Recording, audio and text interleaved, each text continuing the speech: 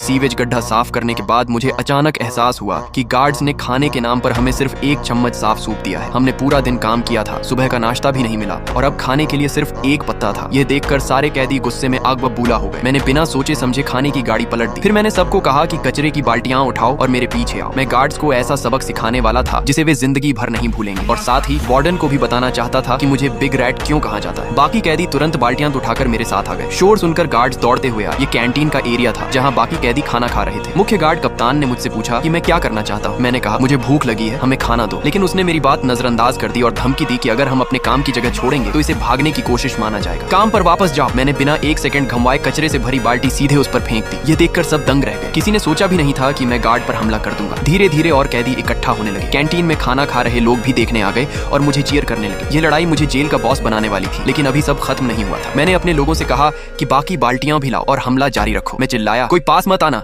वरना गंदगी में नहा जाओगे। कैदी तालियां बजाने लगे। गार्ड कप्तान ने तुरंत बैकअप बुलाया। कुछ ही देर में जेल की रैपिड रिस्पांस टीम आ गई और उन्होंने हमें चारों तरफ से घेर लिया। कप्तान आगे बढ़ा और मुझे चेतावनी दी, अगर एक कदम और आगे बढ़े तो गोली मार दूंगा। तभी अचानक वार्डन और 3 बड़े लोग वहां पहुंच गए। सारे कैदी जानते थे कि वार्डन कितना खतरनाक है। उन्होंने तो यह भी दांव लगाना शुरू कर दिया कि अब क्या होगा, हमें खाना मिलेगा या सजा। वार्डन ने ठंडे अंदाज में कहा, मैंने तुम्हें पहले ही चेतावनी दी थी, फिर भी तुम ऐसा कर रहे हो। फिर माहौल एकदम तनावपूर्ण हो गया, लेकिन जो हुआ उसने सबको हैरान कर दिया। वार्डन ने मेरी बात मान ली। उसने आदेश दिया, रास्ता साफ करो। सब चौंक गए। क्या? वह फिर गरजा, साफ करो। पूरा माहौल खुशी से गूंज उठा। इस लड़ाई के बाद जेल में मेरी हैसियत और बढ़ गई और ज्यादा कैदी मेरे फॉलोअर बन गए। अब मेरी ताकत गैंग बॉस के बराबर हो चुकी थी, लेकिन इसके बावजूद